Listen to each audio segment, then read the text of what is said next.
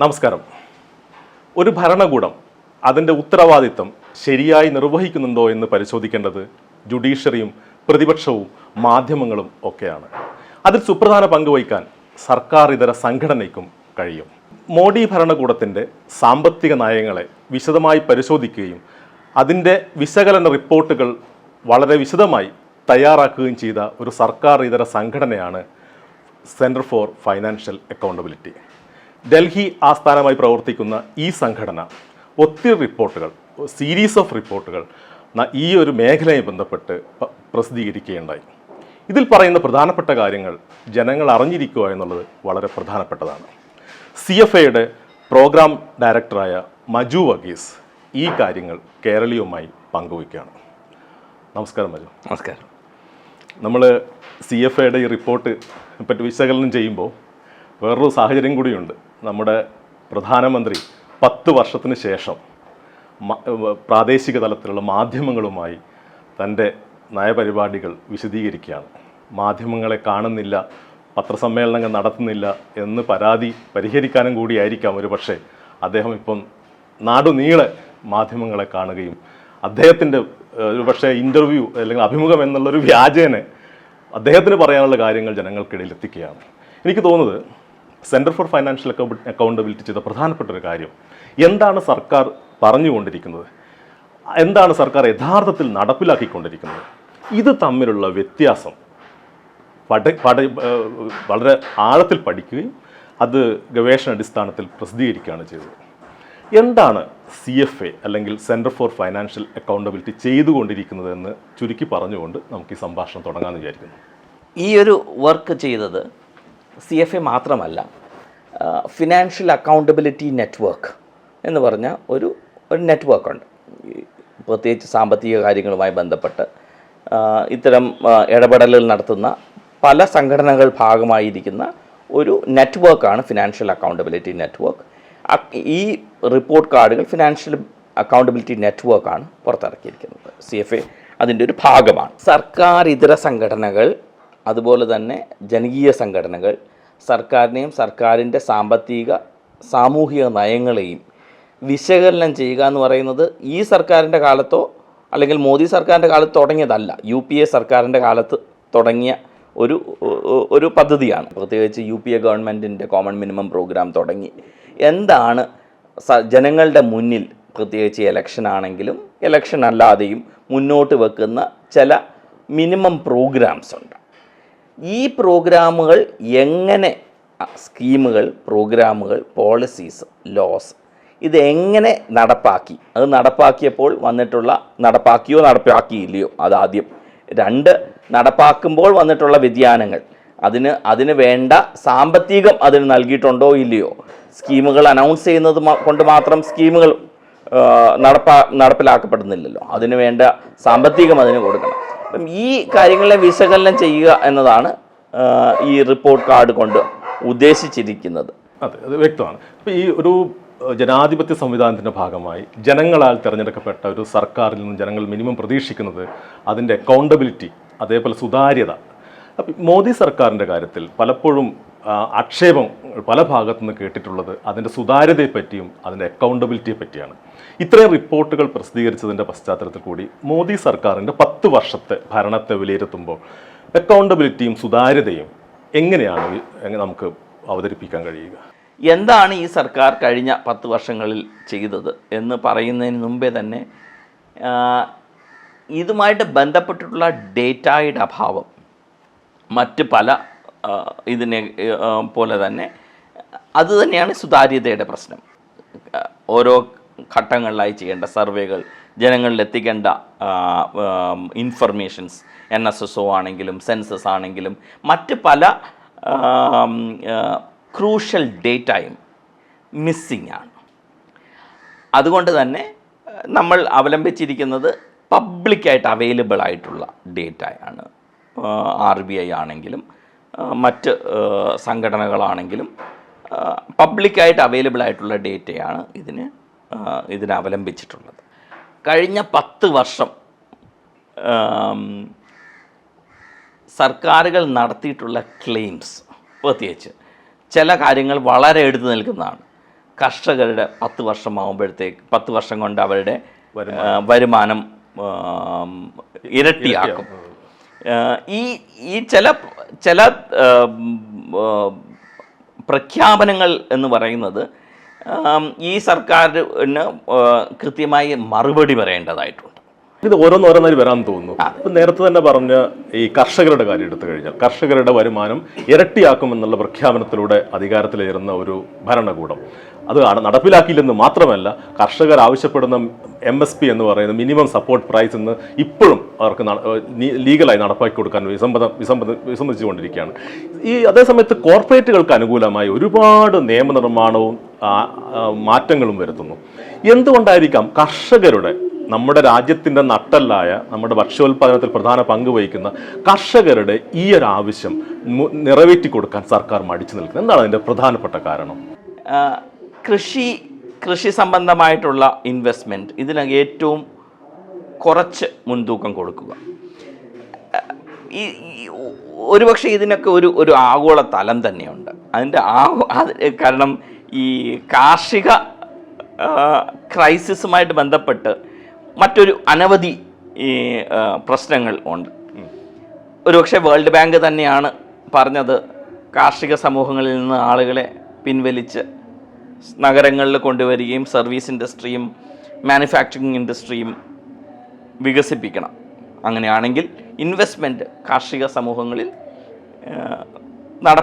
നടത്താതിരിക്കണം.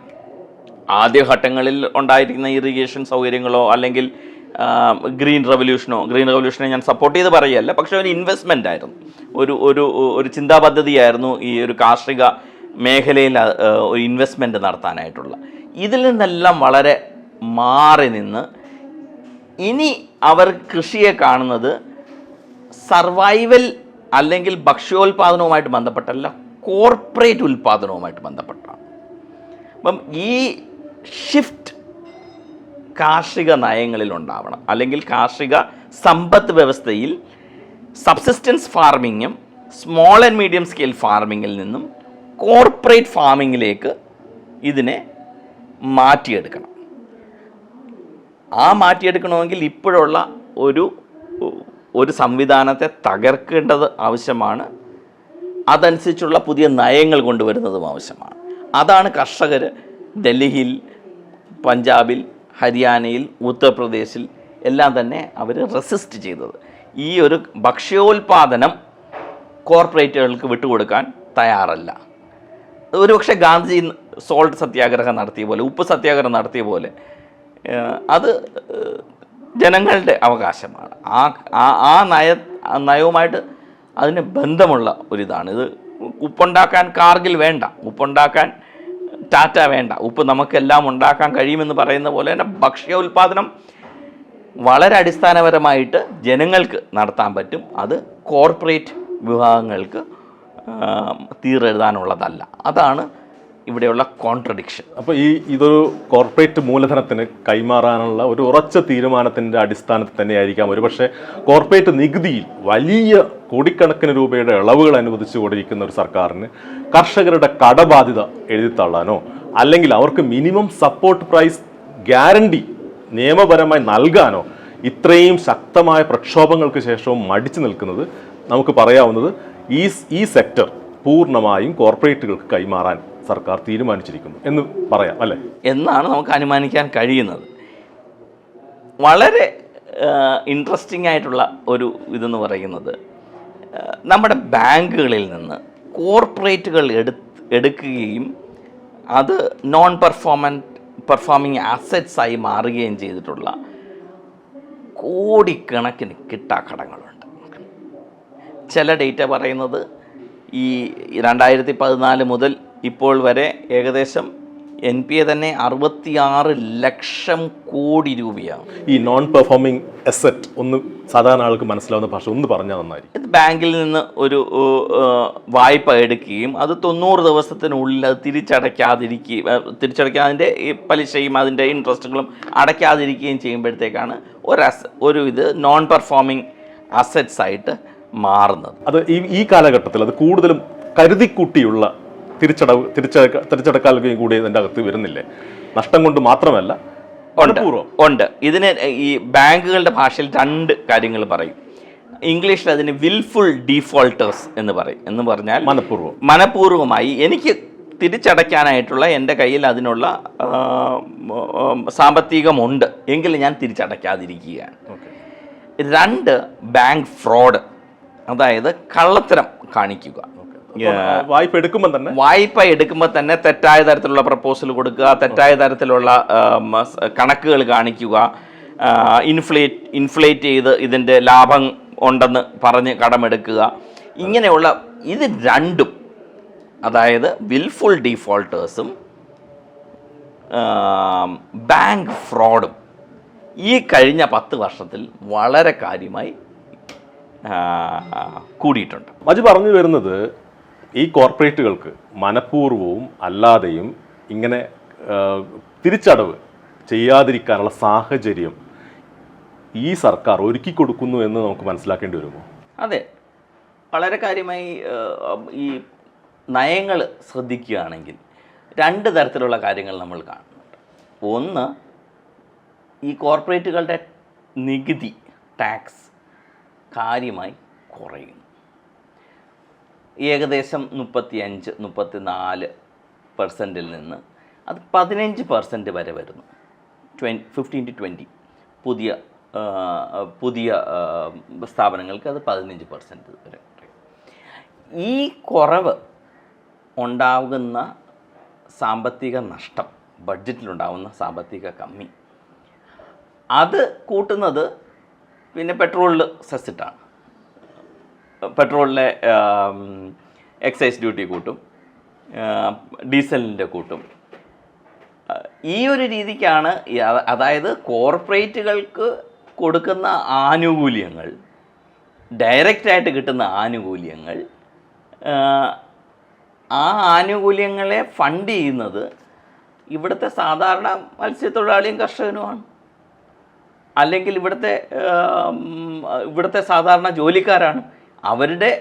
അവരെ കൂടുതൽ ടാക്സ് ചെയ്യുക, കോർപ്പറേറ്റിനെ കുറച്ച് ടാക്സ് ചെയ്യുക.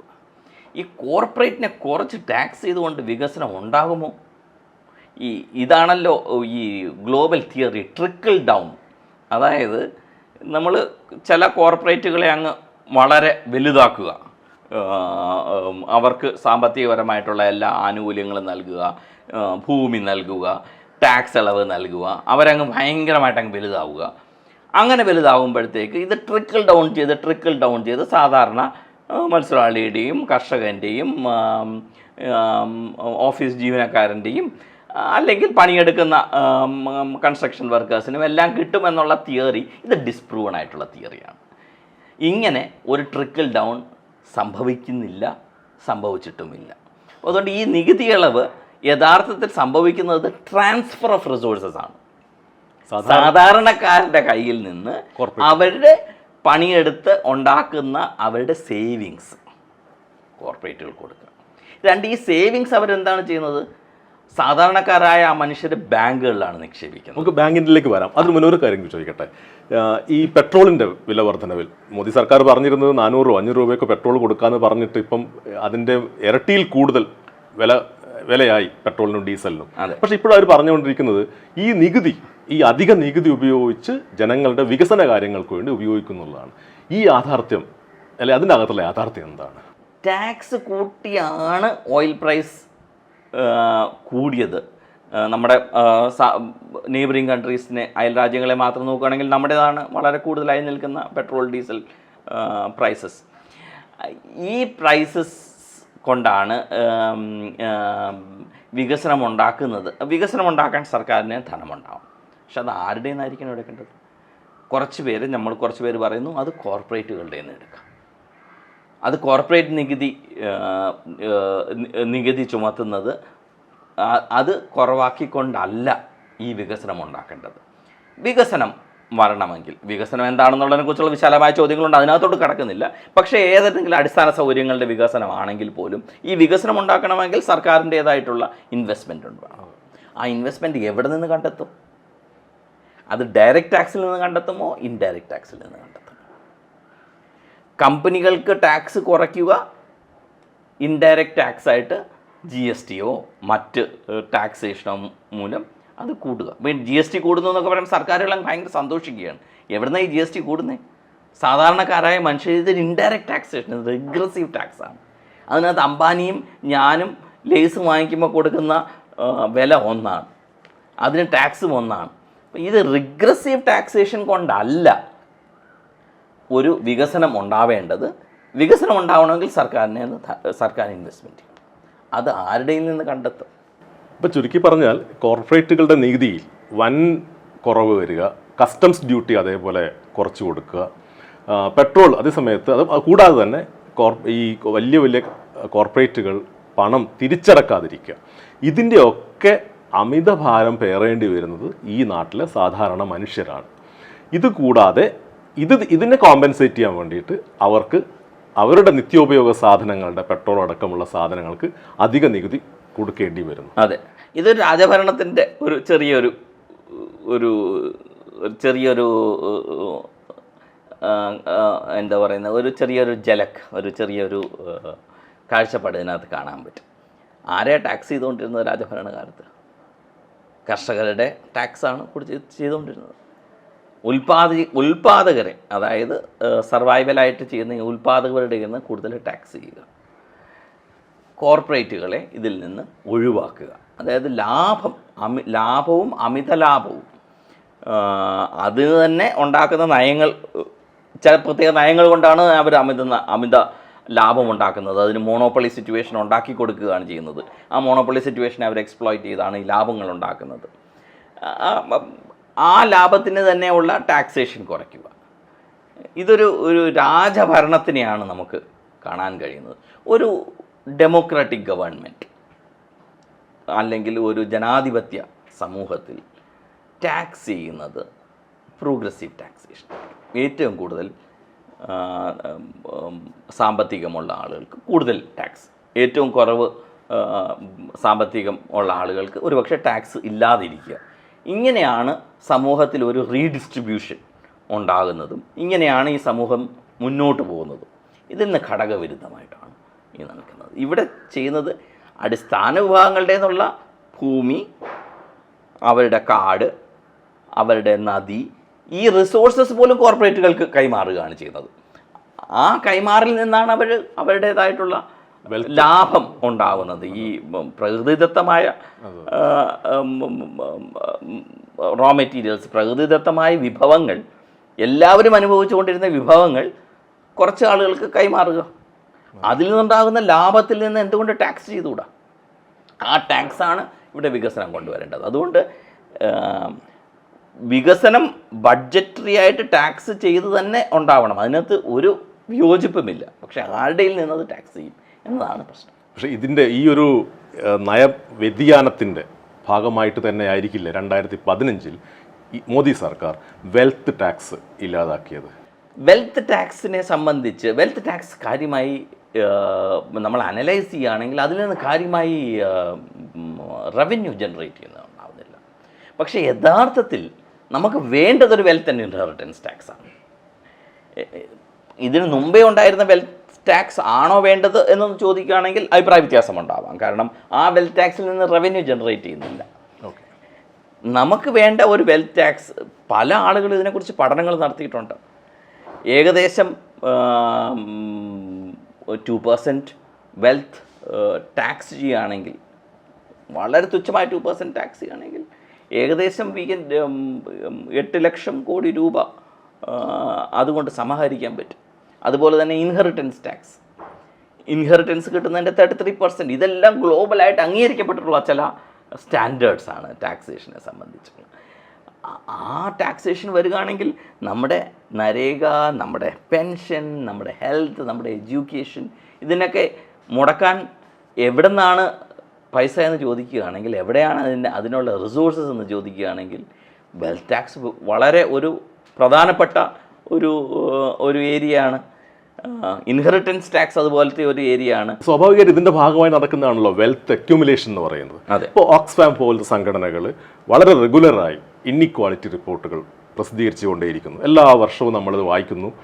വളരെ തുച്ഛമായ 4%, 5% ആളുകളുടെ കയ്യിലാണ് ഇന്ത്യയുടെ വലിയ ശതമാനം റിസോഴ്സസ് എന്ന് പറയുന്നു. പക്ഷേ ഇത് സാധാരണ ആളുകൾക്കും ഈ ഒരു സംഭവം, അവരുടെ കയ്യിൽ ഈ ഒരു ധനമില്ല, അല്ലെങ്കിൽ വലിയ ചെറിയൊരു ശതമാനം ആളുകളാണ് ഇന്ത്യയുടെ സമ്പത്ത് മുഴുവൻ കൈയടക്കി വെച്ചിരിക്കുന്നത് മനസ്സിലാക്കുക അത്ര ബുദ്ധിമുട്ടുള്ള കാര്യമല്ല. അതെങ്ങനെയാണ് സാധാരണ ആൾക്ക് മനസ്സിലാകുക? ഒന്ന്, നമ്മളെല്ലാം തന്നെ മനസ്സിലാക്കുന്നുണ്ട്, ഈ ഒരു ട്രാൻസ്ഫർ നടക്കുന്നുണ്ട്. സാധാരണക്കാരിൽ നിന്ന് കോർപ്പറേറ്റിലേക്കുള്ള ഒരു ട്രാൻസ്ഫർ നടക്കുന്നുണ്ട്. ആ ട്രാൻസ്ഫറിൻ്റെ ഒരു ഔട്ട്കമാണ് ഈ വെൽത്ത് ഇന്നിക്വാളിറ്റി കൂടിക്കൊണ്ടുവരുന്നത്. ഇവിടുത്തെ അംബാനി ആണെങ്കിലും അഡാനി ആണെങ്കിലും അല്ലെങ്കിൽ ഇവിടെയുള്ള ചില ഇൻഡസ്ട്രിയൽ സൗഹൃദ സംഘങ്ങളാണെങ്കിലും അവരുടെ വെൽത്ത് വളരെ കൂടിക്കൊണ്ടിരിക്കുമ്പോൾ തന്നെ ഹങ്കർ ഇൻഡെക്സിൽ ഇന്ത്യ താഴെ പോവുകയും അൺഎംപ്ലോയ്മെൻറ്റ് കൂടുകയും അല്ലെങ്കിൽ നമ്മുടെ ഹെൽത്തിൽ ഇൻവെസ്റ്റ്മെൻറ്റ് ഇല്ലാതിരിക്കുകയും സ്കൂളുകൾ പ്രൈവറ്റൈസ് ചെയ്യപ്പെടുകയും പബ്ലിക് എഡ്യൂക്കേഷൻ സിസ്റ്റംസ് തകരുകയും ചെയ്യുന്നത് ഒരേ ഘട്ടത്തിൽ തന്നെ നമ്മൾ കണ്ടുകൊണ്ടിരിക്കുകയാണ്. ഇത് എന്തുകൊണ്ട് ഇതൊരു റെസിസ്റ്റൻസിലേക്ക് വരുന്നില്ല എന്ന് ചോദിക്കുകയാണെങ്കിൽ എനിക്കതിനൊരു ഉത്തരമില്ല. പക്ഷേ ഈ ഒരു ട്രെൻഡ് അല്ലെങ്കിൽ ഈ ഒരു ട്രാൻസ്ഫർ വിഭവങ്ങളുടെയും സാമ്പത്തികത്തിൻ്റെയും ഈ ഒരു ട്രാൻസ്ഫർ ടു ദ കോർപ്പറേറ്റ്സ് അത് റിയലാണ്. അത് എല്ലാ തരത്തിലുള്ള സ്റ്റഡീസ്, എല്ലാ തരത്തിലുള്ള ഡേറ്റയും അതിനെ മുന്നോട്ട് വെക്കുന്നുണ്ട്. അത് സാധൂകരിക്കുന്നുണ്ട്, അത് പ്രൂവ് ചെയ്യുന്നുണ്ട്. അതേപോലെ നികുതിയെ സംബന്ധിച്ച് പറയുകയാണെങ്കിൽ ഈ മോദി സർക്കാർ വളരെ തിടുക്കത്തിൽ ചെയ്തൊരു നികുതി പരിഷ്കാരമായിരുന്നല്ലോ GST. പക്ഷേ ഏറ്റവും ചെറുകിട വ്യാപാരികളെ, സാധാരണ മനുഷ്യരെ ഈ GST മാറ്റം, നികുതിയിലുണ്ടായ ഈ മാറ്റം ശരിയായി അവരുടെ നട്ടലൊടിച്ചു എന്ന് പറയാൻ കഴിയില്ലേ? തീർച്ചയായും. ഞാനൊരു റിപ്പോർട്ട് വായിക്കുകയുണ്ടായി. അതിനകത്ത് ഏറ്റവും കൂടുതൽ GST ലോകരാജ്യങ്ങളിൽ പല രാജ്യങ്ങളുമായി അത് കമ്പയർ ചെയ്ത് നോക്കുകയാണ്. അതിനകത്ത് ഏറ്റവും കൂടുതൽ GST ഇന്ത്യയിലാണ് ചുമത്തിയിരിക്കുന്നത്. 1. 2, GST കൊണ്ട് സംഭവിച്ചിരിക്കുന്ന മാറ്റം എന്ന് പറയുന്നത് ഇൻഫോർമൽ സെക്ടർ മുഴുവൻ തകർന്നു പോയി. പ്രൊഡക്ഷൻ നടക്കുന്ന ഇൻഫോർമൽ സെക്ടറിൻ്റെ തകർച്ചയാണ്. ചെറുകിട സംഭവങ്ങളുടെ ചെറുകിടയും ഇൻഫോർമലുമായിട്ടുള്ള ഇതിൻ്റെ തകർച്ചയാണ് സംഭവിച്ചത്. അപ്പോൾ ഈ തകർച്ചയും നമ്മളിതോടുകൂടി ഒത്തു വായിക്കേണ്ടതാണ്. ഈ ടാക്സേഷൻ വന്നപ്പോഴത്തേക്ക് ഈ ചെറുകിട സംരംഭങ്ങളെല്ലാം തന്നെ വളരെ കൃത്യമായ ക്രൈസിസിൽ വരികയും അവർ പിന്നെ വേജ് ലേബറായി മാറും. കോൺട്രാക്റ്റിലോ വേജ് ലേബറായിട്ട് മാറും. അവരുടെ സ്ഥാപനങ്ങൾ തകർന്നു പോകും. ഈ GST വരുന്നത്, അത് നേരത്തെ നമ്മൾ സംസാരിച്ചപ്പം നമ്മൾ പറഞ്ഞതൊരു റിഗ്രസീവ് ടാക്സാണ്. ഇതൊരു ഇൻഡയറക്റ്റ് ടാക്സാണ്, ഡയറക്റ്റായിട്ടുള്ളൊരു ടാക്സ് അല്ല. ഇത് എല്ലാവരും ഒരുപോലെ കൊടുക്കുന്ന ഒരു ടാക്സാണ്. ഇതിനകത്തൊരു പ്രോഗ്രസീവ് സ്വഭാവമുള്ള ടാക്സ് അല്ല. 2, ഈ ടാക്സിൻ്റെ റേറ്റ്. 3, ഇതുകൊണ്ട് പ്രൈസ് ഹൈക്ക് ഉണ്ടായിട്ടുണ്ട്, ഇൻഫ്ലേഷൻ ഉണ്ടായിട്ടുണ്ട്. ഈ ഇൻഫ്ലേഷൻ എന്ന് പറയുന്നത് ആത്യന്തികമായിട്ട് ബാധിക്കുന്ന സാധാരണക്കാരായ മനുഷ്യരെയാണ്. അവരുടെ ഒന്നാമതായി തന്നെ നമ്മുടെ ഫുഡ് ഇൻഫ്ലേഷൻ വളരെ ഹൈ ആണ്. മറ്റ് പല രാഷ്ട്രങ്ങളിലും ഈ ഗ്ലോബൽ ഇൻഡെക്സിൽ നമ്മുടെ ഇന്ന് ഓപ്പോസിറ്റാണ്, റിവേഴ്സാണ് ഫുഡ് ഇൻഫ്ലേഷൻ. അതേസമയം നമ്മുടെ ഇൻഫ്ലേഷൻ ഏകദേശം 9% ആണെങ്കിൽ ഗ്ലോബലായിട്ട് അത് -10% ആണ്. ഈ വിലക്കയറ്റം പോലെ തന്നെ ഈ അടുത്ത് നടന്ന CSDS ലോക്നീതി സർവേ പ്രകാരം ആളുകൾ ഏറ്റവും കൂടുതൽ പൊറുതിമുട്ടിയിരിക്കുന്ന 2 കാര്യങ്ങൾക്കാണ്. 1 വിലക്കയറ്റം, 2 തൊഴിലില്ലായ്മ. ഇന്ത്യയിലെ ജനങ്ങൾക്ക് 2 കോടി തൊഴിലവസരങ്ങൾ ഓരോ വർഷവും നൽകും എന്ന് പറഞ്ഞ് അധികാരത്തിൽ വന്നതാണ് മോദി സർക്കാർ. അങ്ങനെയാണെങ്കിൽ ഈ 10 വർഷം കൊണ്ട് 20 കോടിയെങ്കിലും മിനിമം തൊഴിലവസരങ്ങൾ ഉണ്ടായിരിക്കണം. പക്ഷേ ഇന്ന് പൊതുമേഖലാ സ്ഥാപനങ്ങളടക്കം തൊഴിൽ സാഹചര്യങ്ങളില്ലാതെ യുവാക്കൾ, പ്രത്യേകിച്ച് വിദ്യാസമ്പന്ന യുവാക്കൾ തൊഴിലില്ലായ്മ അനുഭവിക്കുന്നു. അപ്പോൾ ഇതിൻ്റെ ഒരു കാരണത്തിലേക്ക് നേരത്തെ നമ്മൾ പറഞ്ഞുകൊണ്ട് നികുതിയിലുണ്ടായ പ്രശ്നം, അതുപോലെ തന്നെ കോർപ്പറേറ്റുകൾക്ക് വേണ്ടിയിട്ടുള്ള നയരൂപീകരണം, ഇതുതന്നെയാണോ ഈ തൊഴിലില്ലായ്മയ്ക്കും കാരണമായിട്ടുള്ളത്? നമ്മുടെ രാജ്യത്ത് തൊഴിലില്ലായ്മ വളരെ കാര്യമായി വർദ്ധിച്ചിട്ടുണ്ട്. കൊറോണ സമയം തൊട്ട് തന്നെ നമുക്ക് ഇതിനെക്കുറിച്ച് വളരെ കൃത്യമായി അറിവുള്ളതാണ്. നമ്മുടെ ലോക്ക്ഡൗൺ, മാനുഫാക്ചറിങ് യൂണിറ്റ്സ് തകർന്നു പോകുന്നതും ഇതിന് മുമ്പേ തന്നെ ഈ തൊഴിലില്ലായ്മ നിരക്ക് വളരെ കാര്യമായി വർദ്ധിച്ചുകൊണ്ടാണ് ഇരുന്നത്. ഈ തൊഴിൽ നൽകുക എന്ന് പറയുന്നത് അത് ചില നയങ്ങളുമായിട്ട് ബന്ധപ്പെട്ടിട്ട് എങ്ങനെയാണ് നമുക്ക് തൊഴിൽ നൽകാൻ കഴിയുന്നത്, അത് എന്ത് തരം തൊഴിൽ നൽകാൻ പറ്റും. ഒന്ന്, പൊതുമേഖലാ സ്ഥാപനങ്ങൾ തന്നെ ഒരു വലിയ തൊഴിൽ പ്രൊവൈഡ് ചെയ്യുന്ന ഇതായിരുന്നു റെയിൽവേസ്. ഒന്ന്, ഈ പൊതുമേഖലാ സ്ഥാപനങ്ങളുടെ തകർച്ച, പൊതുമേഖലാ സ്ഥാപനങ്ങളുടെ തകർച്ചയുമായി ബന്ധപ്പെട്ടിട്ടുള്ള തൊഴിൽ. രണ്ട്, തൊഴിലിൻ്റെ കോൺട്രാക്ച്വലൈസേഷൻ. ഓക്കെ, തൊഴിൽ എന്ന് പറയുന്നത് തന്നെ സ്ഥിരപ്പെടുത്താതിരിക്കുക, അല്ലെങ്കിൽ അവർക്കുള്ള തൊഴിലുമായിട്ട് ബന്ധപ്പെട്ടുള്ള അവകാശങ്ങളില്ലാത്ത തൊഴിലുണ്ടാകുക. രണ്ട്, ഏത് തരം തൊഴിൽ ഉൽപ്പാദിപ്പിക്കപ്പെടുന്നു, ഏത് തരം തൊഴിൽ ക്രിയേറ്റ് ചെയ്യപ്പെടുന്നു എന്നുള്ള.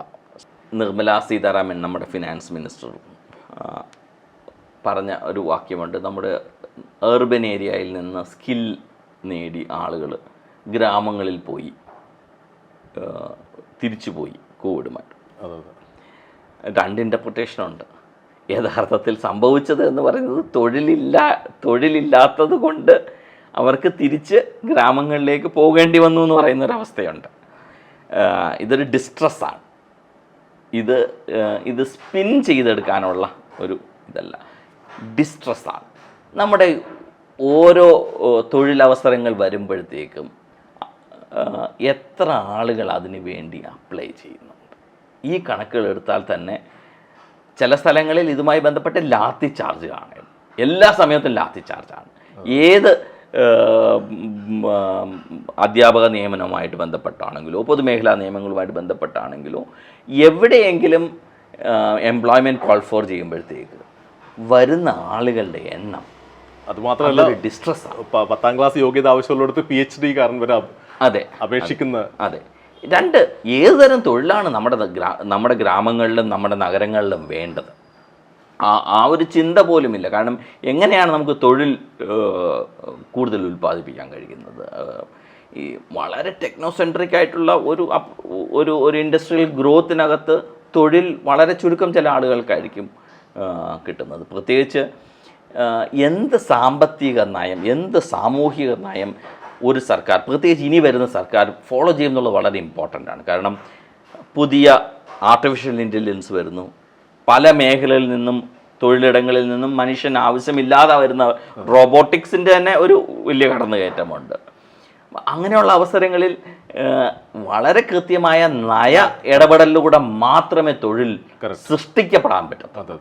തൊഴിൽ ഉരുത്തിരിഞ്ഞ് വരുന്ന ഒന്നല്ല, സ്വയംഭൂവായി വരുന്നതല്ല. അതൊരു ചില നയപരമായിട്ടുള്ള തീരുമാനങ്ങൾ എടുക്കേണ്ടി വരും. നയപരമായി രാഷ്ട്രത്തിൻ്റെ വികസനം എങ്ങനെയാകണം എന്നുള്ള തീരുമാനങ്ങളുടെ അടിസ്ഥാനത്തിലാണ് തൊഴിൽ സൃഷ്ടിക്കപ്പെടുന്നത്. അതുകൊണ്ടാണ് സർക്കാരുകൾക്ക് ഇതിനകത്ത് ഒരു ഉത്തരവാദിത്തമുള്ളത്. രണ്ട്, സ്ത്രീകൾ ലേബർ ഫോഴ്സിൽ കൂടുതലായിട്ട് കടന്നു വരണം. നമ്മുടെ ലേബർ ഫോഴ്സിനകത്ത് വളരെ കുറവാണ് സ്ത്രീകളുടെ കടന്നുവരവ്. അടുത്തിടെ മാറ്റങ്ങൾ കാണുന്നതും ഡിസ്ട്രസ്സുമായിട്ട് ബന്ധപ്പെട്ടാണ് ആ മാറ്റങ്ങൾ കാണുന്നത്. കാരണം തൊഴിലില്ലാതെ ഇരിക്കുക, വീട്ടിൽ സാമ്പത്തികമായ ഞെരുക്കത്തിൻ്റെ അടിസ്ഥാനത്തിൽ വന്നു എന്നുള്ള ചില റിപ്പോർട്ടുകളും വായിക്കുന്നുണ്ട്. പക്ഷേ വളരെ കൃത്യമായി സ്ത്രീകളെ ലേബർ ഫോഴ്സിൻ്റെ ഭാഗമാക്കാതെ ഒരു തൊഴിൽ നയം നമുക്ക് സാധ്യമല്ല. ഇനി വരുന്ന സർക്കാരുകൾ, അത് ഏത് സർക്കാരാണെങ്കിലും, വളരെ കൃത്യമായി ജനങ്ങളുടെ ആവശ്യമാണ് നയരൂപീകരണം, തൊഴിൽ സൃഷ്ടിക്കുന്ന സംരംഭങ്ങൾ ഉണ്ടാവണം. അതോടൊപ്പം തന്നെ തൊഴിലിന് സെക്യൂരിറ്റി ഉണ്ടാവണം. അതോടൊപ്പം തന്നെ വേജ് ഉണ്ടാവണം. ഈ പല കാര്യങ്ങളിലും ഇതാണ് കോർപ്പറേറ്റ് വികസനത്തിൽ നിന്നും സ്റ്റേറ്റ് ലെഡ് വികസനത്തിൽ നിന്നുള്ള വ്യത്യാസം. ഇപ്പോൾ സ്റ്റേറ്റിൻ്റെ ഇൻ്റർവെൻഷൻ ഉണ്ടാവണമെന്ന് പറഞ്ഞു. പക്ഷേ ഉണ്ടാവണമെങ്കിൽ അതിനുള്ള കഴിവിട്ടൊരു ഭരണാധികാരി കൂടി ഉണ്ടാവേണ്ടതല്ലേ? കാര്യം കഴിഞ്ഞ അടുത്ത ദിവസങ്ങളിൽ നമ്മുടെ ഫൈനാൻസ് മിനിസ്റ്ററുടെ പാർട്ട്ണർ ശ്രീ പരകല പ്രഭാകർ അദ്ദേഹം വയറിന് നൽകിയ അഭിമുഖത്തിൽ കൃത്യമായിട്ട് പറയുന്നുണ്ട്, മോദി സർക്കാരിന്, അയാളുടെ പേര് പറയുന്നുണ്ട്, പക്ഷേ മോദി സർക്കാർ ഈ സ്റ്റാഗറിംഗ്ലി ഇൻകോമ്പിറ്റൻ്റ് എന്ന അയാൾ ഉദ്ദേശിച്ച വാക്ക്. അതായത് വളരെ ഈ കാര്യത്തിൽ യാതൊരു കഴിവും ഇല്ല, അല്ലെങ്കിൽ കഴിവുകെട്ടിൻ്റെ ഏറ്റവും നല്ല ഉത്തമ ഉദാഹരണമാണ് ഇപ്പോഴത്തെ സർക്കാർ. അങ്ങനെ ഒരു സർക്കാരിൽ നിന്ന് എങ്ങനെയാണ് ഇത്തരമൊരു നീതിപൂർവമായൊരു ആക്ഷൻ അല്ലെങ്കിൽ ഇൻ്റർവെൻഷൻ നമ്മൾ പ്രതീക്ഷിക്കാൻ കഴിയുക? അതൊരു വലിയ പ്രശ്നമല്ലേ? കഴിവ് കേടാണോ എന്നെനിക്ക് സംശയമുണ്ട്. ഞാനത് പറയാൻ കാരണം വളരെ കൃത്യമായ ധാരണ പ്രകാരം കോർപ്പറേറ്റുകൾക്ക് വേണ്ടി ഇത് കൊടുക്കുകയാണ്. ഈ കഴിവുകേട് എന്ന് പറയുന്നത് മുഴുവൻ ജനങ്ങളെയും ഒരുമിച്ച് കാണുന്നത് കൊണ്ടാണ് അത് കഴിവുകേടായിട്ട് വരുന്നത്. ഇത് വളരെ കൃത്യമായി ചില വ്യവസായികൾ, ചില വ്യാവസായിക കുടുംബങ്ങൾ ഇവർക്ക് ഈ റിസോഴ്സസ് ട്രാൻസ്ഫർ ചെയ്തുകൊണ്ടിരിക്കുക. അതുകൊണ്ട് തന്നെ ആ ഒരു നയമാണ് നമ്മൾ ചോദ്യം ചെയ്യപ്പെടുന്നത്. ഈ പ്രത്യേകിച്ച് തൊഴിലാണെങ്കിലും മറ്റ് വിലക്കയറ്റമാണെങ്കിലും ഇന്ത്യ എല്ലാവരുടേതാണ്, അല്ലെങ്കിൽ ഭാരതം എല്ലാവരുടേതുമാണ്. അതിനകത്ത് മഹാത്മാഗാന്ധി പറഞ്ഞ അന്ത്യോദയ എന്ന് പറയുന്ന ഒരു കോൺസെപ്റ്റ് ഇപ്പോഴും മരിച്ചു പോയിട്ടില്ലാത്തൊരു കോൺസെപ്റ്റാണ്. കാരണം ഏറ്റവും അവസാനത്തെ മനുഷ്യന് ഈ പരിഗണിച്ചിട്ടാണോ നമ്മുടെ നയങ്ങൾ രൂപീകരിക്കപ്പെടുന്നത്? അങ്ങനെയാണെങ്കിൽ മാറ്റം അനിവാര്യമാണ്. സാമ്പത്തികപരമായിട്ടുള്ള ഇൻവെസ്റ്റ്മെൻറ്റ്സിൻ്റെ ദിശ വേറൊരു ദിശയിലേക്കാണ് നമ്മൾ. അതേപോലെ ഒരു വളരെ ഇൻട്രസ്റ്റിംഗ് ആയ റിപ്പോർട്ട് CFA ഞാൻ കണ്ടത്, how banks are stealing your savings എന്ന് പറഞ്ഞുകൊണ്ട് ഉണ്ടാക്കിയ റിപ്പോർട്ടാണ്. അതിൻ്റെ അകത്ത് നമുക്കറിയാം, നരേന്ദ്രമോദി അധികാരത്തിൽ വന്നപ്പം ചെയ്ത വളരെ പ്രധാനപ്പെട്ട ഒരു കാര്യമായിരുന്നു എല്ലാ സാധാരണ മനുഷ്യരെ കൊണ്ടും ഒരു ബാങ്കിൽ അക്കൗണ്ട് തുടങ്ങിക്കുക എന്നുള്ളത്. അതിനുശേഷം ബാങ്ക് സർവീസ് ചാർജ് ഈടാക്കുന്നു, പല ഇതിന് കംപ്ലയൻസസിന് ചെയ്യാതിരിക്കുന്നതിന് പകരം അവർക്ക് പിഴ കൊടുക്കേണ്ടി വരുന്നു. അങ്ങനെ പലതും ഗവൺമെൻറ്റിൻ്റെ സർക്കാരിൻ്റെ സ്കീമുകളിലേക്ക് അല്ലെങ്കിൽ പദ്ധതികളിലേക്ക് കസ്റ്റമേഴ്സ് അറിയാതെ തന്നെ അവരുടെ പൈസ ഡെബിറ്റ് ചെയ്യപ്പെടുന്നു. ഇങ്ങനെ ഒരുപാട് മാൽ പ്രാക്ടീസസ് SBI അടക്കമുള്ള ബാങ്കുകൾ ചെയ്യുന്നു. ഈ how the banks are stealing your savings എന്ന് പറയുന്ന ആ റിപ്പോർട്ടിൻ്റെ പ്രധാനപ്പെട്ട കാര്യങ്ങൾ പങ്കുവയ്ക്കണോ? ഞങ്ങൾ വളരെ യാദൃച്ഛികമായാണ് ഈ ഒരു വർക്ക് തുടങ്ങിയത്. പക്ഷേ ഇതിൻ്റെ ഒരു റിലേഷനുണ്ട്. നമ്മൾ നേരത്തെ സംസാരിച്ച കോർപ്പറേറ്റ് നികുതി ഇളവ് കൊടുക്കുമ്പോഴത്തേക്ക് എവിടെ നിന്നാണ് റിസോഴ്സസ് ജനറേറ്റ് ചെയ്യുന്നത്? 2, ബാങ്കുകൾ നോൺ പെർഫോമിംഗ് അസറ്റ്സ് കൂടുന്ന സമയത്തും അല്ലെങ്കിൽ ഹെയർ കട്ട്സ് ഉണ്ടാകുന്ന സമയത്ത്, ഹെയർ കട്ട്സ് എന്ന് പറയുന്നത് ഈ നോൺ പെർഫോമിംഗ് അസറ്റ്സിനെ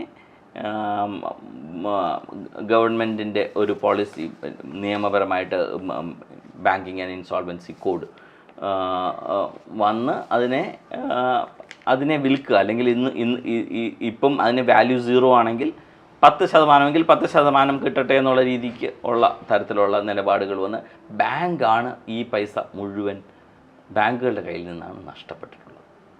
അതിൻ്റെ കാരണവും ഡെവലപ്മെൻറ്റ് ഫിനാൻസിൻ്റെ മാറ്റമാണ്. ഇതിനു മുമ്പേ നമുക്ക് ICICI, HDFC, UTI ഇങ്ങനെയുള്ള വലിയ ബാങ്കുകൾ ഡെവലപ്മെൻറ്റ് ഫിനാൻസസിന് കൊടുക്കുന്നത് റീറ്റെയിൽ ബാങ്കിൽ നിന്നല്ലായിരുന്നു. അതായത് SBIയോ പഞ്ചാബ് നാഷണൽ ബാങ്കോ ബാങ്ക് ഓഫ് ബറോഡയോ അല്ല വലിയ റോഡുകൾക്കും ഡാമുകൾക്കും ഫണ്ട് ചെയ്തുകൊണ്ടിരുന്നത്. ആ ഫണ്ടിങ് പോയിക്കൊണ്ടിരുന്നത് ഡെവലപ്മെൻറ്റ് ഫിനാൻഷ്യൽ ഇൻസ്റ്റിറ്റ്യൂഷൻസിൽ നിന്നാണ്. അതിൽ നിന്ന് മാറി ബാങ്കുകളെ ഈ ഒരു ചുമതല ഏൽപ്പിച്ചു, മറ്റ് സ്ഥാപനങ്ങളെ തകർത്തു. ഇപ്പോഴാണത് വീണ്ടും അവർ പുനർജീവിപ്പിക്കുന്നതിനെക്കുറിച്ച് ആലോചിക്കുന്നത്. അപ്പം ബാങ്കുകൾ നമ്മുടെ സാധാരണക്കാരായ തൊഴിൽ എടുക്കുന്ന സ്ത്രീകളും തൊഴിലെടുക്കുന്ന മത്സ്യത്തൊഴിലാളികളും കർഷകരും സേവിങ്സ് ആയിട്ട് നമ്മൾ കൊണ്ടിടുന്ന പൈസ എടുത്തിട്ടാണ് ഈ ബാങ്കുകൾക്ക്, ഈ കോർപ്പറേറ്റുകൾക്ക് ലോൺ നൽകിക്കൊണ്ടിരുന്നത്. ഈ ലോൺ തിരിച്ചടയ്ക്കാതിരുന്നാൽ പിന്നെ എന്ത് ചെയ്യും? ആ ലോൺ തിരിച്ചടയ്ക്കാതിരിക്കുമ്പോൾ തന്നെ അതിനെ പോളിസി പ്രകാരം ഹെയർ കട്ട്സ് ബാങ്ക് എടുക്കാം. ഹെയർ കട്ട്സ് എടുക്കുക എന്ന് പറയുന്നത് 45,000 കോടി രൂപ കടമുണ്ടെങ്കിൽ ഈ പ്രോസസ്സ് വഴി, ഇൻസോൾവൻസി പ്രോസസ്സ് വഴി 4,000 കോടി എടുക്കുക. അതായത് 90% ബാങ്കുകൾക്ക് നഷ്ടം വരിക. പിന്നെ ബാങ്ക് എന്ത് ചെയ്യുന്നു? ബാങ്ക് അത് ചാർജ് ചെയ്യാൻ തുടങ്ങുന്നു സാധാരണക്കാരുടെ നിന്ന്. ബാങ്ക് ചാർജസ് വഴി SMS-ന് പൈസ, ചെക്ക് ലീഫിന് പൈസ, ബാങ്കിൽ ചെന്ന് പൈസ വിഡ്രോ ചെയ്താൽ പൈസ, മിനിമം ബാലൻസ് മെയിൻറ്റെയിൻ ചെയ്തില്ലെങ്കിൽ പൈസ. എത്ര കോടിക്കണക്കിന് രൂപയാണ് SBI വളരെ ചില സമയങ്ങളിൽ പ്രോഫിറ്റ്, ചില ക്വാർട്ടറിൽ പ്രോഫിറ്റ്. കോവിഡിൻ്റെ സമയത്താണ് അത് നിർത്തലാക്കിയത്, ഇപ്പോൾ വീണ്ടും തുടങ്ങി. പ്രോഫിറ്റ് ഉണ്ടാക്കിയിരിക്കുന്നത് മുഴുവൻ മിനിമം ഈ ബാങ്ക് ചാർജസിൽ കൂടിയായിരുന്നു. അത് ബാങ്ക് ചാർജസ് ആരെയാണ് അഫക്റ്റ് ചെയ്യുന്നത്? കോർപ്പറേറ്റുകൾക്ക് നികുതി കൊടുത്ത ലോണ് തിരിച്ചടയ്ക്കാത്തത് കൊണ്ട് മിനിമം ബാലൻസ് 1000 രൂപ ബാങ്കിൽ വെക്കാൻ സാമ്പത്തിക ശേഷി ഇല്ലാത്ത ആളുകളുടെ കയ്യിൽ നിന്ന് 700 രൂപ ഉണ്ടെങ്കിൽ ആ 700 രൂപയും ബാങ്ക് അങ്ങ് എടുക്കുക ബാലൻസ്. ഇതാണ് നമ്മൾ നേരത്തെ പറഞ്ഞ റിസോഴ്സ് ട്രാൻസ്ഫർ. സാധാരണക്കാരുടെ ആളുകളിൽ നിന്നുള്ള ചാർജ് ഈടാക്കുക, കോർപ്പറേറ്റ് നികുതി കുറച്ച് കൊടുക്കുക. ഈ അടുത്ത കാലത്ത് പത്രത്തിൽ വന്നതാണ് ഒരു പ്രധാനമന്ത്രിയുടെ ഒരു ഫ്ലാഗ്ഷിപ്പ് ഇൻഷുറൻസ് സ്കീമിന് ഇൻസ്റ്റാൾമെൻറ്റ്സ് ആളുകൾ അറിയാതെ തന്നെ ബാങ്ക് സ്വയം ഇതിലേക്ക് ട്രാൻസ്ഫർ ചെയ്യുന്നു. ഫലമായി ആളുകളുടെ കയ്യിൽ വേറെ ഡോക്യുമെൻറ്റ്സ് ഒന്നുമില്ല, അവർക്ക് ഇതിൻ്റെ സ്കീമിൻ്റെ ബെനിഫിറ്റ് പോലും കിട്ടുന്നില്ല എന്നുള്ള വാർത്ത വന്നിരുന്നു. അതും എന്തുമാത്രം ഒരു പബ്ലിക് ബാങ്ക് നടത്തുന്ന വലിയൊരു ലൂട്ട് എന്ന് തന്നെ പറയാൻ കഴിയും. അതെ അതെ, ഈ ചോദ്യം അക്കൗണ്ടബിലിറ്റി, ട്രാൻസ്പാരൻസി, സുതാര്യതയുടെയും അക്കൗണ്ടബിലിറ്റിയുടെയും പ്രശ്നമാണ്. ആരോടാണ് ബാങ്ക് അക്കൗണ്ടബിൾ? ബാങ്കിൻ്റെ ഡെപ്പോസിറ്റേഴ്സിനാണോ ബാങ്ക് അക്കൗണ്ടബിൾ ആകേണ്ടത്, അതോ വേറെ ആരോടെങ്കിലും ആണ്? 2, ബാങ്ക് ഈ ഡെപ്പോസിറ്റേഴ്സിൽ നിന്ന് വാങ്ങിക്കുന്ന അല്ലെങ്കിൽ സ്വരൂപിക്കുന്ന റിസോഴ്സസ് എവിടെ ഇൻവെസ്റ്റ് ചെയ്യണം? അത് ഇൻവെസ്റ്റ് ചെയ്യേണ്ടത് സാധാരണക്കാരൻ്റെ ഭൂമിയും സാധാരണക്കാരൻ്റെ കാടും സാധാരണക്കാരൻ്റെ കടലും നശിപ്പിക്കുന്ന വികസനത്തിലാണോ ഇൻവെസ്റ്റ് ചെയ്യേണ്ടത്? അതുകൊണ്ടാണ് ഞങ്ങളെപ്പോലെയുള്ള ഓർഗനൈസേഷൻസ് ഒരു environmental and social safe guards, സാമൂഹികവും പരിസ്ഥിതിയുമായിട്ടുള്ള സേഫ് ഗാർഡ്സ് ബാങ്കുകൾക്ക് ആവശ്യമാണ് എന്ന് വാദിക്കുന്നത്. കാരണം ഞാൻ ബാങ്കിൽ ഡെപ്പോസിറ്റ് ചെയ്യുകയാണെങ്കിൽ എൻ്റെ പൈസ ആയുധത്തിൻ്റെ അല്ലെങ്കിൽ സിഗരറ്റിൻ്റെ അല്ലെങ്കിൽ മദ്യത്തിൻ്റെ അല്ലെങ്കിൽ ചില വിനാശകരമായ വികസനത്തിൻ്റെ ഭാഗമാവാൻ ഞാൻ ഉദ്ദേശിക്കുന്നില്ലെങ്കിൽ എനിക്കത് പറയാനുള്ള അവകാശമുണ്ടാകും. 2, ബാങ്കുകൾ തന്നെ തീരുമാനിക്കണം എന്തിനാണ് നമ്മുടെ ഇൻവെസ്റ്റ്മെൻറ്റ് പോകുന്നത്. അപ്പം ഇത് ഒരു വൺ വേ ഓഫ് ഇതിൻ്റെ ഉത്തരമാണ്. 2, ഈ നമ്മുടെ പബ്ലിക് സെക്ടർ ബാങ്ക്സ് വളരെ കാര്യമായി തന്നെ ഒരു റോളുണ്ട്. നമ്മുടെ ബാങ്ക് നാഷണലൈസേഷൻ ശേഷം ഗ്രാമാന്തരങ്ങളിൽ ബാങ്കുകളുടെ ബ്രാഞ്ചുകൾ തുറക്കുകയും ഇപ്പോഴും ഏറ്റവും കൂടുതൽ പലിശയ്ക്ക് എടുക്കുന്നത് ബാങ്കുകളിൽ നിന്നേക്കാളും ഇൻഫോർമൽ സോഴ്സസിൽ നിന്ന്. ആ സമയത്താണ് ഈ പ്രയോറിറ്റി സെക്ടർ ലെൻഡിങ്സ്, നേരത്തെ പ്രയോറിറ്റി സെക്ടർ ലെൻഡിങ്സ് ബാങ്കുകൾക്ക് തീരുമാനിക്കപ്പെട്ടിട്ടുണ്ട്. 18% അഗ്രികൾച്ചറിന് ചില പ്രയോറിറ്റി സെക്ടേഴ്സ് ഉണ്ട്, അഗ്രികൾച്ചറിന് കൊടുക്കണം. ആ അഗ്രികൾച്ചറിനകത്ത് തന്നെ സബ് സെക്ടേഴ്സ് ഉണ്ട്, മാർജിനൽ ഫാർമേഴ്സിന് എത്ര കൊടുക്കണം. ഈ ഗവൺമെൻറ് ചെയ്തിരിക്കുന്നത് പറഞ്ഞാൽ ഈ സബ് സെക്ടേഴ്സിനെ അങ്ങ് മാറ്റി. അതുകൊണ്ട് പെപ്സിക്കോ ടൊമാറ്റോ കൾട്ടിവേഷന് പോയാലും അത് പ്രയോറിറ്റി സെക്ടർ ലെൻഡിങ്. ഈ ഇൻഷുറൻസ്, ഈ കർഷകരുമായിട്ട് ബന്ധപ്പെട്ടുള്ള ഇൻഷുറൻസ് ഉണ്ടാവുകയും ആ ഇൻഷുറൻസ് തന്നെ ഈ ഇൻഷുറൻസ് സാധാരണ ഒരു ക്രോപ്പ് ഫെയിലിയർ ഉണ്ടാകുമ്പോഴത്തേക്കും അല്ലെങ്കിൽ അതുമായി ബന്ധപ്പെട്ടുള്ള ഇൻഷുറൻസ് കിട്ടുന്നതിന് ഒരു അത് പ്രൈവറ്റ് സെക്ടറിലോട്ട് അതിനെ ട്രാൻസ്ഫർ ചെയ്യും. അതിൻ്റെ ലാഭം പ്രൈവറ്റ് സെക്ടറിലേക്ക് എത്തിക്കുക.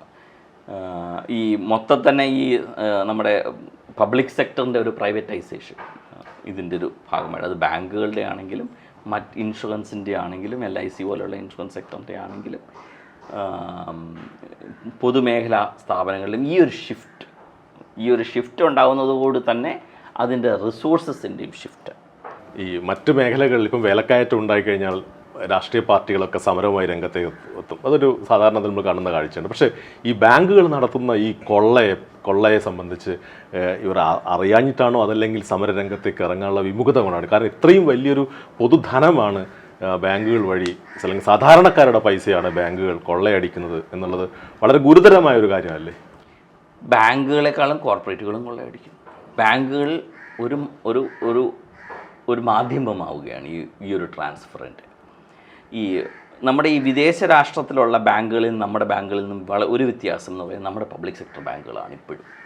അതുകൊണ്ട് തന്നെ ഈ പബ്ലിക് സെക്ടർ ബാങ്കുകളുടെ പബ്ലിക് സെക്ടർ സ്വഭാവം നിലനിർത്താൻ വേണ്ടിയാണ് നമ്മുടെ സമരം.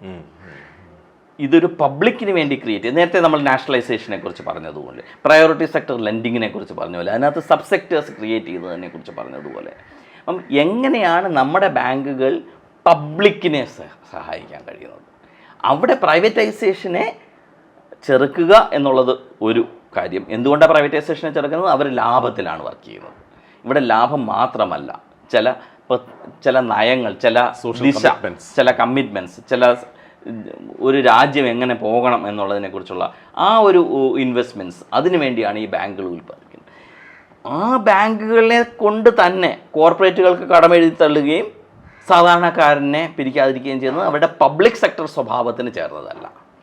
അതുകൊണ്ട് ബാങ്കുകൾ യഥാർത്ഥത്തിൽ പബ്ലിക് സെക്ടർ ആവുകയും അവിടെ ബാങ്ക് തൊഴിലാളികളും അല്ലെങ്കിൽ ഡെപ്പോസിറ്റേഴ്സും വരെ ബാങ്കിൻ്റെ ബോർഡിലിരിക്കാനുള്ള അവകാശം.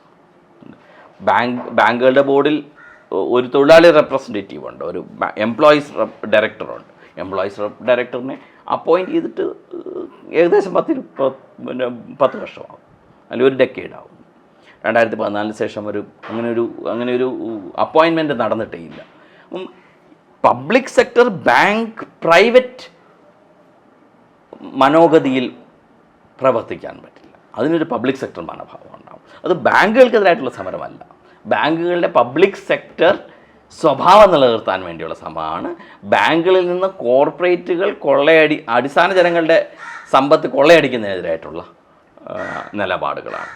അതോടൊപ്പം വളരെ സ്പെസിഫിക് ആയി തോന്നാറുള്ളത് ഈ റെയിൽവേ സംവിധാനം നമ്മുടെ പൊതുമേഖലാ സ്ഥാപനങ്ങളിൽ ഒരുപക്ഷെ ലോകത്തിലെ തന്നെ വലിയൊരു മികച്ച സംവിധാനം, വലിയ സംവിധാനം, ഒരുപാട് ജനങ്ങൾ ആശ്രയിക്കുന്ന ഒരു പൊതു സഞ്ചാരം മാർഗമാണ്. ഇതിന് ഈ അടുത്ത കാലത്ത് സംഭവിച്ച പലതരം മാറ്റങ്ങളുണ്ട്.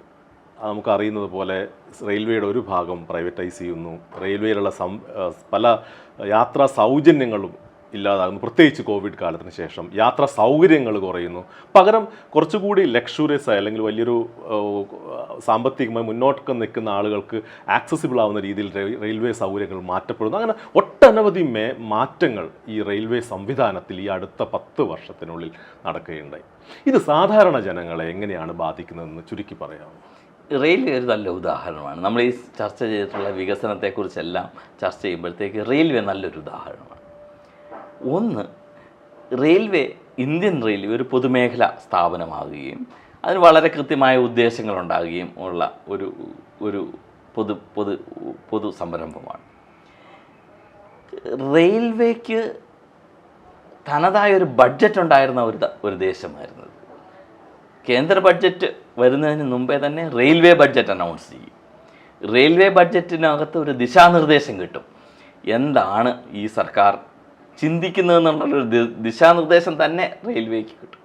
അതുപോലെ തന്നെ എംപ്ലോയ്മെൻറ്റ്, റെയിൽവേ നൽകിയിരുന്ന ഒരു എംപ്ലോയ്മെൻറ്റ് പൊട്ടൻഷ്യൽ, റെയിൽവേയും റെയിൽവേ ജീവനക്കാരും ഈ രാജ്യത്തിൻ്റെ വളരെ ഒരു അവിഭാജ്യമായ ഒരു ഘടകമായിരുന്നു. റെയിൽവേയെ സംഭവിച്ചിരിക്കുന്ന ചില മാറ്റങ്ങൾ എന്ന് പറയുന്നത് റെയിൽവേയിൽ അണ്ടർ ഇൻവെസ്റ്റ്മെൻറ്റ് ഉണ്ടായിട്ടുണ്ട്.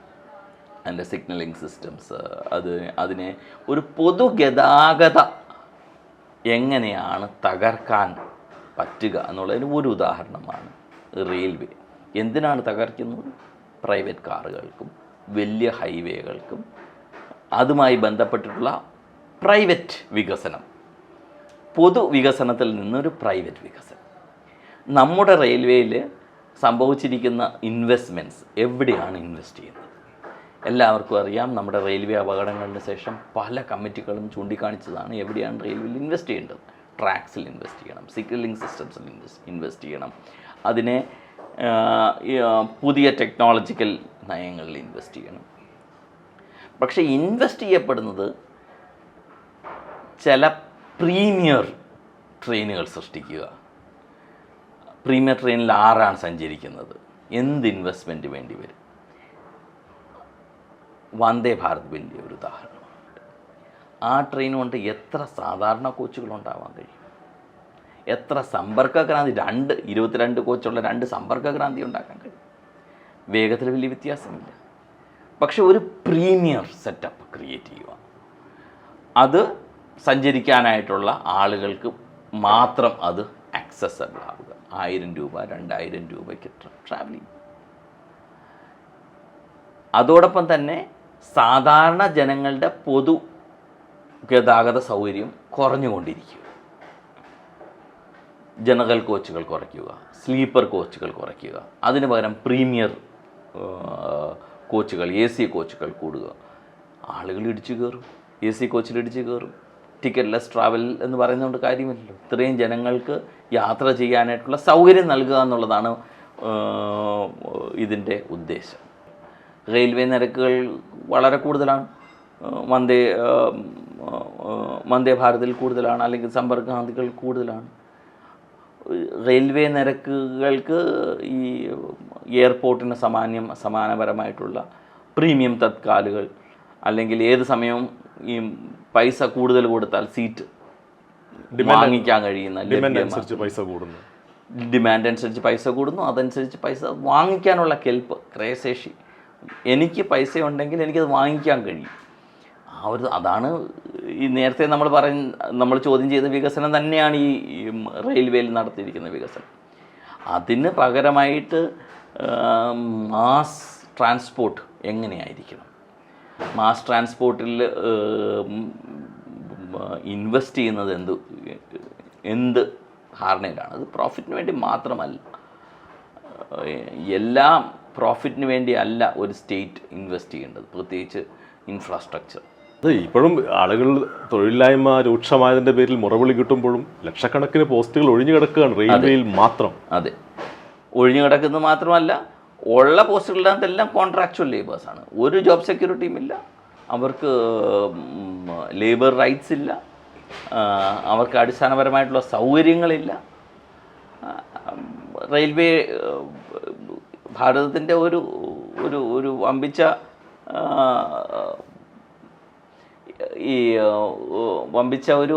ഒരു സ്ഥാപനമായിരുന്നല്ലോ, ഒരു പൊതുമേഖലാ സ്ഥാപനം എന്നുള്ള രീതിയിലൊരു ദീപസ്തംഭം പോലെ ഇരിക്കുന്ന ഒരു സ്ഥാപനത്തെ എങ്ങനെ നശിപ്പിക്കാം എന്നുള്ളതിനും കൂടെയൊക്കെ ഒരു ഉദാഹരണമാണ് എയർ ഇന്ത്യ അതുപോലെ പ്രൈവറ്റൈസ് ചെയ്തു. അടുത്ത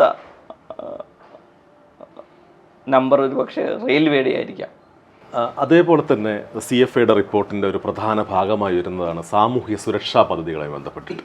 നമുക്കറിയാം, ഒരു സർക്കാരിൻ്റെ ഏറ്റവും പ്രധാനപ്പെട്ട ഉത്തരവാദിത്തമാണ് ദുർബല വിഭാഗങ്ങളുടെയും സാമൂഹികമായും സാമ്പത്തികമായും പിന്നോക്കം നിൽക്കുന്ന വിഭാഗങ്ങളെയും സംരക്ഷിക്കുക, അല്ലെങ്കിൽ അവരുടെ പുരോഗമനപരമായ ജീവിതം ഉറപ്പുവരുത്തുക എന്നുള്ളത്. നമുക്ക് അറിയാവുന്നത് ഇപ്പോഴും 97% വരുന്ന അസംഘടിത മേഖലയിലുള്ള ആളുകൾക്ക് പെൻഷൻ ലഭിക്കുന്നില്ല. 78-80% ആളുകൾ വൃദ്ധരായ ആളുകൾക്ക് പെൻഷൻ സ്കീമിൽ അവർ ഉൾപ്പെടുത്തിയിട്ടില്ല. സർക്കാരിൻ്റെ ക്ഷേമ പദ്ധതികളിൽ നിന്നുള്ള പിന്നോക്കം പോക്ക് ഈ നേരത്തെ പറഞ്ഞ ഒരു കോർപ്പറേറ്റ് സാമ്പത്തിക നയങ്ങളുടെ ഭാഗമായി വരുന്നതായിരിക്കാം. പക്ഷേ ഇവിടുത്തെ ഇന്ത്യയിലെ ബഹുഭൂരിപക്ഷം വരുന്ന അബലകളായ, അല്ലെങ്കിൽ പല രീതിയിൽ പ്രശ്നങ്ങൾ അനുഭവിക്കുന്ന സ്ത്രീകൾ, മൈനോറിറ്റി വിഭാഗത്തിൽപ്പെട്ട ആളുകൾ, അവരെങ്ങനെയാണ് ഇത് ബാധിക്കുന്നതെന്ന് പറയും? ഇന്ത്യയിലെ സാമൂഹിക സുരക്ഷാ നിയമങ്ങൾ ഈ സർക്കാർ വന്നതിന് ശേഷം വളരെ കാര്യമായിട്ടുള്ള ഇൻവെസ്റ്റ്മെൻറ്റ്സിനകത്തുള്ള കുറവുണ്ടായിട്ടുണ്ട്. ആബ്സല്യൂട്ട് ഇൻവെസ്റ്റ്മെൻറ്റ്സും as a percentage of the budget. ഒരുപക്ഷെ ആബ്സല്യൂട്ട് ഇൻവെസ്റ്റ്മെൻറ്റ് ചില സ്ഥലങ്ങളിൽ കൂടുതൽ കണ്ടെന്നേക്കാം, പക്ഷേ as a percentage of the budget ചിലയിടത്തെല്ലാം തന്നെ പിന്നോക്കം പോയിരിക്കുന്ന ഒരവസ്ഥയാണ്. ക്ഷേമപദ്ധതികളെ സംബന്ധിച്ചു പ്രധാന പ്രശ്നം ഇവർ ഉന്നയിക്കുന്നത് എവിടെ നിന്നാണ് ക്ഷേമ പദ്ധതികളെ റിസോഴ്സ് ചെയ്യാൻ പറ്റുന്നത്, ക്ഷേമ പദ്ധതികൾക്ക് ആവശ്യമായിട്ടുള്ള അടിസ്ഥാനപരമായ ധനം എവിടെ നിന്ന് വരും. വളരെ കൃത്യമായി നമ്മൾ നേരത്തെയുള്ള ചർച്ചകളിൽ പറഞ്ഞതാണ്, വെൽത്ത് ടാക്സിനെ കുറിച്ചും ഇൻഹെറിറ്റൻസ് ടാക്സിനെ കുറിച്ചും. ഇന്ത്യയിലെ എംപ്ലോയ്മെൻറ്റ് ഗ്യാരണ്ടി സ്കീം, 100 ദിവസത്തെ ജോലി, സാമൂഹിക പെൻഷൻസ്, വിധവ പെൻഷൻ, ഓൾഡ് ഏജ് പെൻഷൻ, അതിനെയെല്ലാം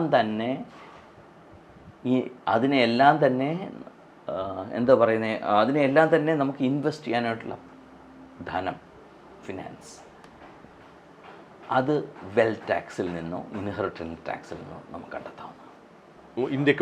ഇന്ത്യക്ക് വേണ്ട സാമൂഹ്യ സുരക്ഷ ഉറപ്പുവരുത്തുന്നതിന് വേണ്ടിയുള്ള മുഴുവൻ റിസോഴ്സസ് വെൽത്ത് ടാക്സിൽ നിന്നും ഇൻഹെറിറ്റൻസ് ടാക്സിൽ നിന്നും കണ്ടെത്താം. സാധാരണ ആളുകളുടെ നികുതി കൂട്ടി അവരെ പിഴിയേണ്ട ആവശ്യമില്ല എന്നർത്ഥം. ഇല്ല എന്നുള്ളതാണ്. ഈ ഹെൽത്ത് സെക്ടറിൽ നോക്കുകയാണെങ്കിലും ഹെൽത്തിൽ നോക്കുകയാണെങ്കിലും നമ്മുടെ കുട്ടികൾ മാൽന്യൂട്രീഷൻഡ് ആയിട്ടുള്ള കുട്ടികൾ, സ്ത്രീകളുടെ അനീമിയ, ഇതെല്ലാം പരിഹരിക്കാനായിട്ടുള്ള സ്കീമുകൾ നമുക്കുണ്ട്. പക്ഷേ ആ സ്കീമുകൾക്ക് വ്യാപ്തിയില്ല, സ്കീമുകളിൽ ഇൻവെസ്റ്റ്മെൻറ്റ്സ് ഇല്ല. ഇൻവെസ്റ്റ്മെൻറ്റ് കുറഞ്ഞു വരും. ഉള്ള ഇൻവെസ്റ്റ്മെൻറ്റ് ആ രീതിക്ക് തന്നെ നിലനിൽക്കുന്നു. അത് കൂടി വരുന്നില്ല, അല്ലെങ്കിൽ അതിന് ആസ് എ പെർസെൻറ്റേജ് കൂടുന്നില്ല, അതിൻ്റെ കവറേജ് കൂടുന്നില്ല, കൂടുതൽ ആളുകളിലേക്ക് എത്തുന്നില്ല.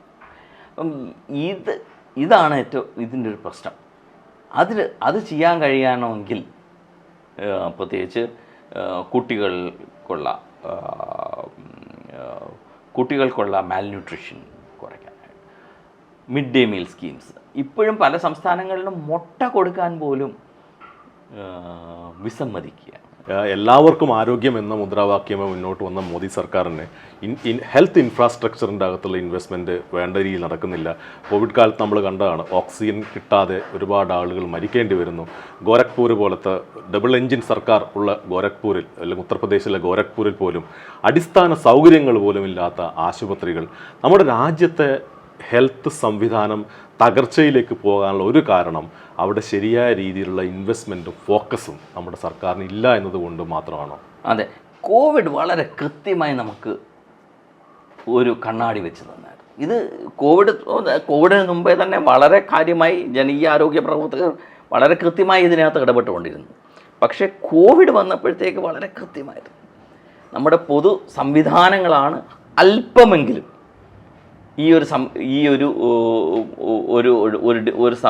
ഒന്ന് ജനങ്ങൾക്കൊരു ആശ്വാസം നൽകാൻ കഴിഞ്ഞത്. അത് കോവിഡ് കഴിഞ്ഞു പോലും ഹെൽത്തിൽ ഇൻവെസ്റ്റ് ചെയ്യാനായിട്ട് as a percentage of GDP നമ്മൾ വളരെ പുറകിലാണ്. മറ്റ് പല അയൽ രാജ്യങ്ങളും നമ്മളെക്കാൾ ഇൻവെസ്റ്റ് ചെയ്തിരിക്കുക. വളരെ കാര്യമായി നമ്മുടെ ഭരണാധികാരികൾക്ക് ഒരു ചെറിയ തിമിരം ബാധിച്ചു. അടിസ്ഥാനപരമായിട്ടുള്ള പല സംരംഭങ്ങൾക്കകത്തും വിദ്യാഭ്യാസം, ആരോഗ്യം, സാമൂഹിക സുരക്ഷ, അത് ഭക്ഷ്യസുരക്ഷ, ഓൾഡ് ഏജ് പെൻഷൻ, ഇതിലെല്ലാം ചെയ്യേണ്ട മിനിമം ഉത്തരവാദിത്വം സർക്കാരുകൾ വർഷങ്ങളായിട്ട് പരാജയപ്പെട്ടു. വ്യത്യസ്തതയുണ്ട് എന്ന് അവകാശപ്പെട്ട് വന്ന സർക്കാരുകൾ പോലും ഇതിനൊരു വ്യത്യസ്തമായിട്ടുള്ള ഒരു ഇൻവെസ്റ്റ്മെൻറ്റ് നടത്താനോ വ്യത്യസ്തമായി നമ്മുടെ ഹെൽത്ത് ഇൻഫ്രാസ്ട്രക്ചറിനെയും എഡ്യൂക്കേഷൻ ഇൻഫ്രാസ്ട്രക്ചറിനെയും മുന്നോട്ട് കൊണ്ടുപോകാൻ കഴിയുന്നില്ല. ഇന്ത്യക്ക് ഒരു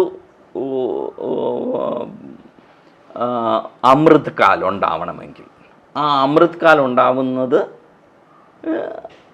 വിദ്യാഭ്യാസവും ശിക്ഷയും സാമൂഹിക സുരക്ഷയും ഉറപ്പുവരുത്തുന്നതോടൊപ്പം തന്നെ യുവാക്കൾക്കും യുവതികൾക്കും ജോലിയും ലഭ്യതയും ഉറപ്പാക്കുന്ന അവിടെ നിന്നല്ലേ നമ്മുടെ തുടക്കം. അതാണല്ലോ നമ്മുടെ വികസനത്തിൻ്റെ ഉദ്ദേശം.